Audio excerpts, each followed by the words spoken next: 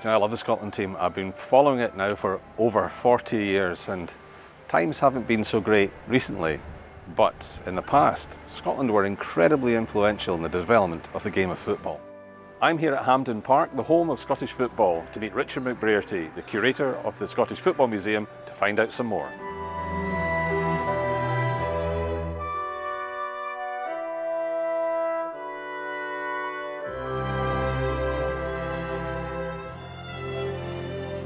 So Richard, can you tell me about these two doctors and how they ended up in Spain? Yeah, it's an incredible story. One of the doctors was Robert Russell Ross and his counterpart William Alexander Mackay, and they went to work for a mining company, the Rio Tinto mines in the very south of Spain.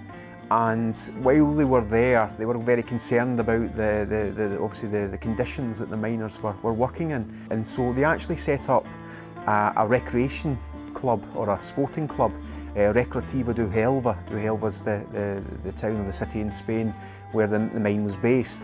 And out of that they encouraged the miners to really enjoy outgoing recreations, and that included football. And so in 1889 Spain really got its first football club, Recreativo de Huelva. Even today they're known as the Dean of Spanish football. That's the term that they give themselves. So they were the very first football club, and there's even a lovely connection to Scotland. The colours, the blue and white of Recreativo as well, is attributed to Scotland as well. So it's a great story, and it gives you an idea about the fact is that people from Scotland, through occupation, through their work, were absolutely everywhere across Europe and even across the wider world.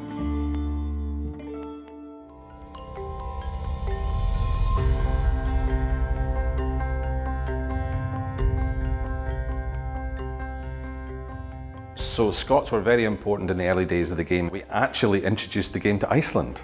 Yes, in Iceland, in Reykjavik, it's a printer, James Ferguson. He was asked to work in a local printing firm, and the only thing that really was important for this person when he was employed to go to work in Reykjavik was that he had to be a man of temperance. He had to be a teetotaler, and Ferguson certainly was. He was a great gymnast, and he obviously enjoyed playing football. So he is recommended for this printing post in Reykjavik. He goes over there in the 1890s and he starts to introduce gymnastics, sets up a gymnastics club in Reykjavik, and also introduces football, and is a very important influence in the early development of football in Iceland. But what's remarkable about that, you think about Iceland being quite a remote community, I suppose, a remote country, but that's not the half of it. I mean, in terms of the global influence that Scots have had, literally wherever Scots have gone to work or live, they've taken football with them, and you can get no more remote a region or regions in the world than the North and South Pole. And yet in the North Pole we've got a Dundee whaling vessel, a picture in 1894 of the inhabitants of a Dundee whaling vessel pitching up the harpoons to make the goalposts, and actually they're pictured on the Arctic ice with the ball in front of them about to kick off and play the game of football.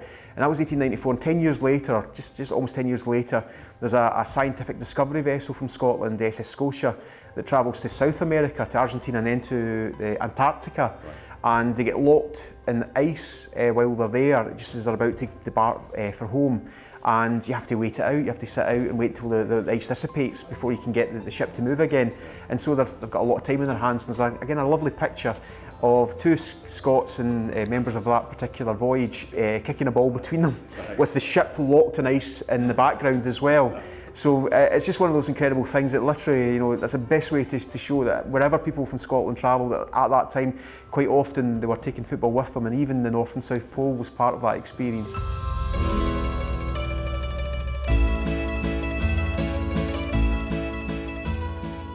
So Richard, tell me, how did a cafe owner from Falkirk end up playing international football for Italy? This is probably one of my favourite stories when you look at all the different examples of football going around the world, and that link into kind of Scotland. That story links into Johnny Moscardini.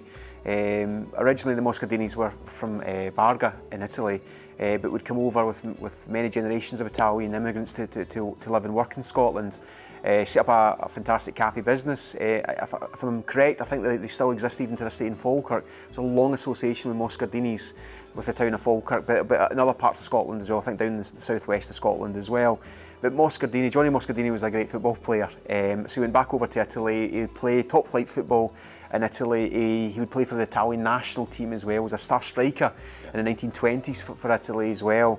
So it's an absolutely incredible story. But at a time when the game in Italy was really starting to take shape as well. He was a guy that from Scotland, a country that was passionate about football. So he had a great, I think, starting ground to be in Scotland. But certainly, I think Moscardini is one of the great stars of Italian football of the 1920s era. And even in his hometown, the local football stadium's named after him as well. It's a fitting tribute for him as well. I'm Fergus Sutherland, and I hope you've enjoyed these stories of Scotland's founders of football.